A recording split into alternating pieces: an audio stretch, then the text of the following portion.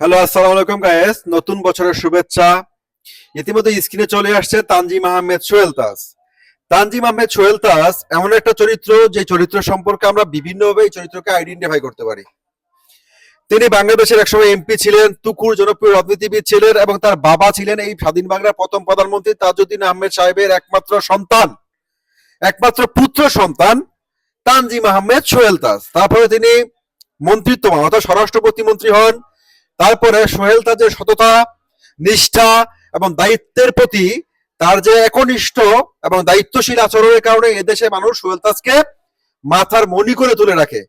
তারপরে আমরা জানতে পারি অন্যায়ের সাথে আপোষ না করার স্বার্থে বিভিন্ন ধরনের প্রেশার ক্রিয়েটে পড়ে বিভিন্ন সিচুয়েশনে সোহেল তাজকে চাপ দেওয়া হয়। সোহেল তাজ কি করেন, এই দেশ থেকে চলে যান এবং তিনি স্বেচ্ছায় প্রথমে মন্ত্রিত্ব, তারপরে সংসদ সদস্য থেকে পদত্যাগ করেন। এই হচ্ছে সোহেল তাজের ক্যারেক্টার। তারপরে তিনি দীর্ঘ সময় আমেরিকাতে ছিলেন। তারপরে আবার সোহেল তাজ আসেন বাংলাদেশে।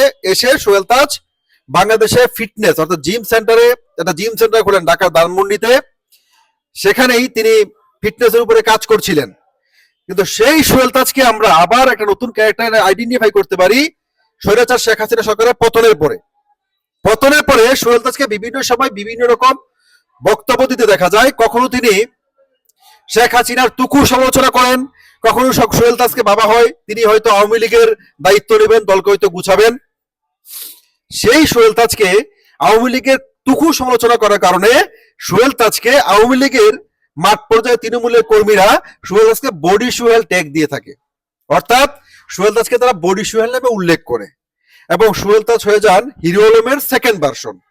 সোহেল তাজ কোথাও যেন আর্থিক অসচ্ছলতায় ভুগছিলেন এবং তিনি রেভিনিউ ইনকাম করার জন্য, তিনি ভাইরাল হওয়ার জন্য প্রতি মুহূর্তে কিছু খুঁজছেন। গতকালকে সেই সোহেল তাজ আরেকটা ধামাকা ঘটিয়ে বসেন। সেটা হচ্ছে তিনি এঙ্গেজমেন্টের একটা ছবি পোস্ট করে ফেলেন। তার জীবনী ট্রেনার, মহিলা ট্রেনার, তার সাথে তার এঙ্গেজমেন্টের ছবি তিনি পোস্ট করেন এবং তিনি অফিসিয়ালি জানিয়ে দেন। এখন সোহেল তাজ আসলে কি? এই মানুষটা কি বদলে গেছে? এই মানুষটা কি তার বাবা, তার মায়ের সুনাম বা তার অতীতের সুনাম সবকিছুকে ধূলিসাৎ করে দিচ্ছে, নাকি জীবন যুদ্ধে বেঁচে থাকার জন্য সে হিরো আলম হয়ে গেছে?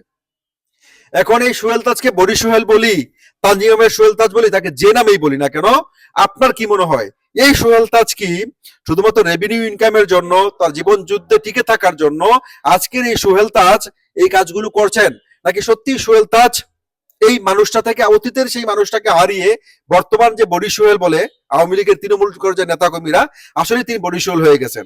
কমেন্ট সেকশনে বলে যাবেন সোহেল তাজের ক্যারেক্টারটাকে আপনাদের এখন কি, এটা কি অ্যাক্টিং মনে হয়, না ইটস ট্রু যে সোহেল তাজের সত্যি সত্যি সোহেল তাজ এরকম বডি সোহেল বা হিরো আলম ভার্সন 2 হয়ে গেছে?